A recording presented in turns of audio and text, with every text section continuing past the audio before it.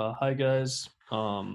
This is Arjun Lama, and I'm working with Vasu and Zeb on our final EECS 497 project, which for us was a Android application designed for house doctors and private practice doctors in developing countries so that they can have better access to medical records of their patients and keep their kind of affairs in order via a general like portal that they can use.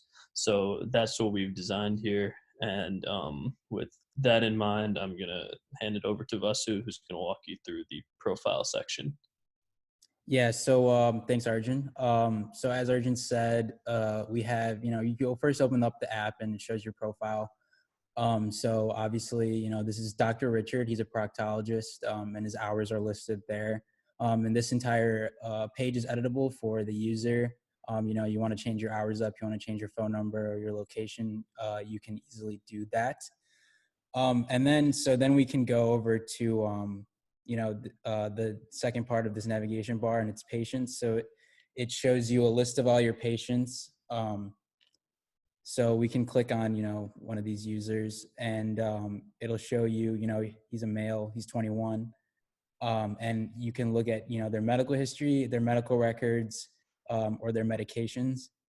So, if you want to look at their medical history, it shows up again. This would be, what they had, an issue that they had before, and this would be, their start date and the end date of that issue.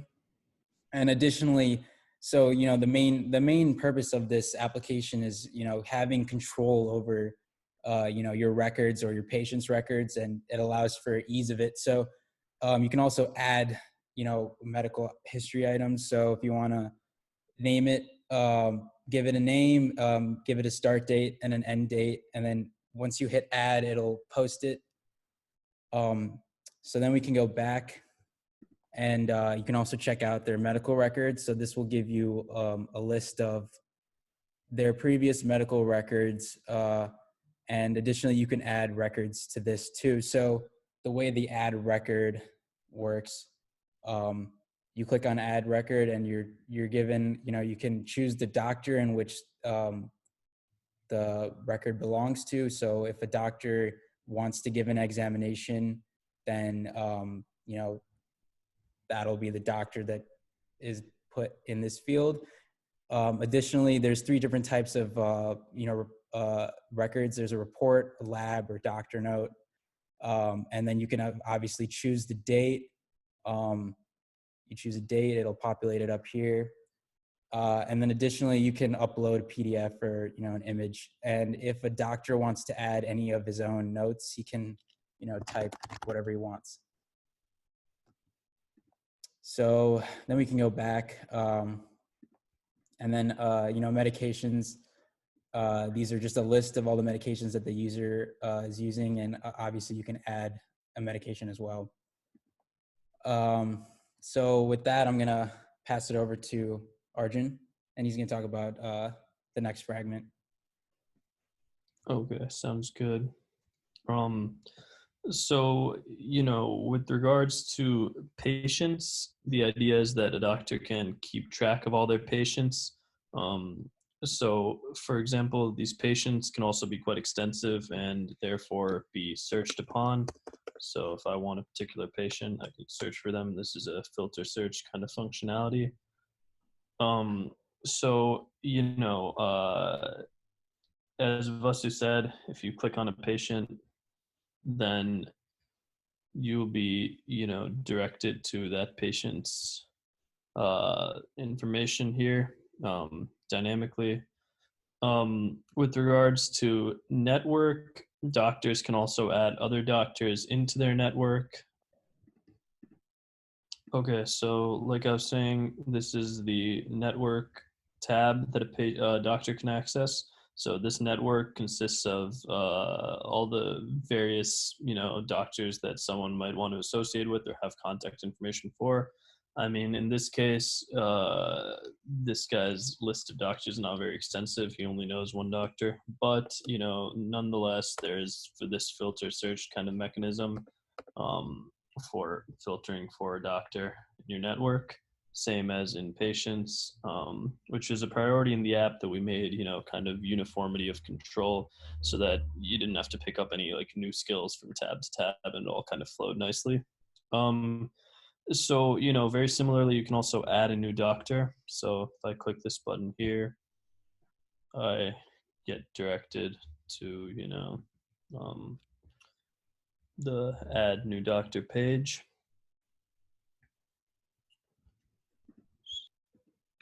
Okay, so right here we have a kind of general search that you can do as before on all the various doctors that exist maybe outside of your network. Again, that's a filter search. You can also search by specialty and by the city name of the doctor. And, clicking one of these doctors kind of adds them to your network. So that's the idea there.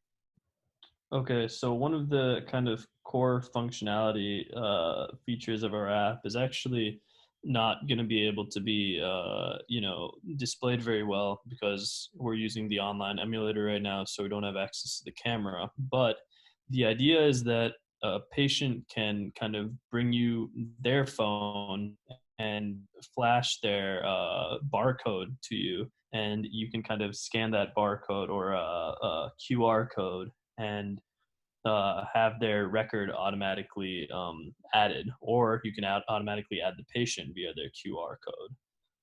So this is kind of what the functionality obviously doesn't show very much, but normally would take the camera over and kind of use the camera, scan the QR code, transfer the information back, and populate, add that patient to your patients list and all their information from there.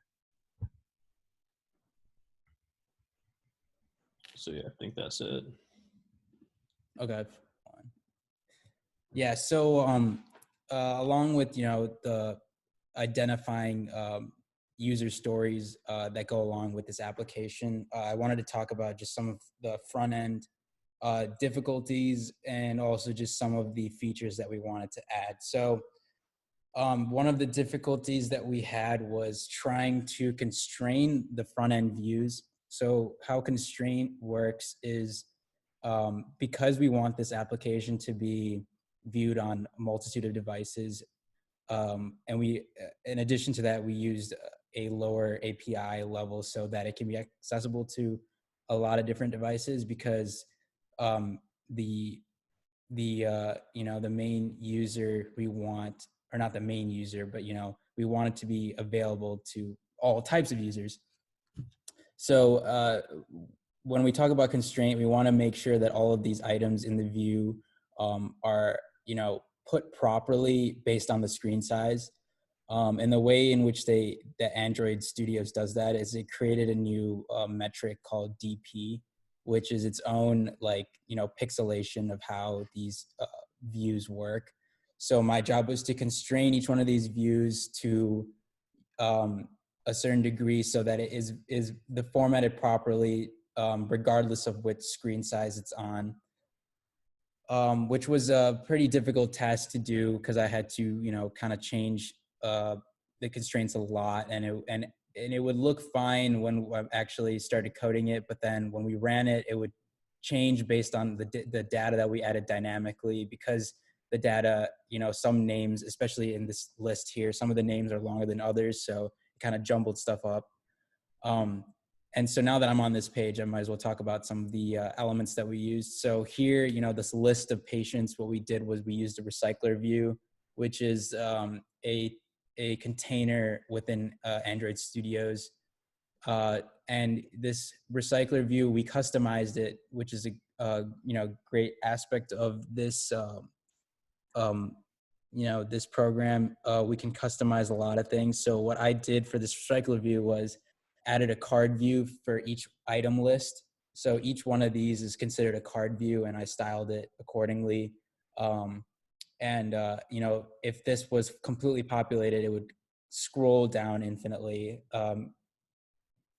We did the same thing with all these pages.